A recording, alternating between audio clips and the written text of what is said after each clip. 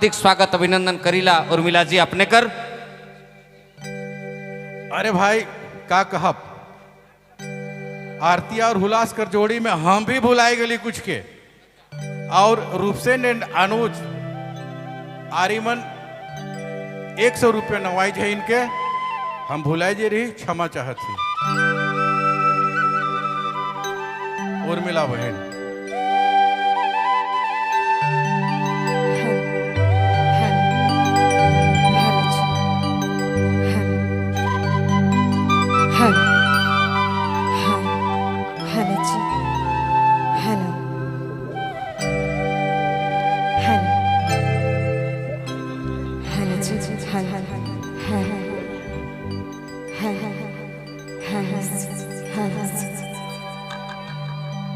नमस्कार, जोहार। कौन जगह में आए हुए तमाम संगीत प्रेमियों को, तमाम दर्शकों को उर्मिला की ओर से तथा हमारे लिटिल स्टार म्यूजिकल ग्रुप की ओर से हार्दिक हार्दिक अभिनंदन और हार्दिक शुभकामना है। काफी दिन से ये शौक था, इस मंच पर आने का पहली बार मौका मिला है। तहे दिल से धन्यवाद देना चाहूंगी इस कमेटी के तमाम कर्मकर्ताओं को, यहाँ आए हुए तमाम अतिथियों को हमारे ओर से प्रणाम है, नमस्कार। एक प्यारा सा भजन के साथ शुरू करना चाहूंगी मेरे सारे टीम के साथ।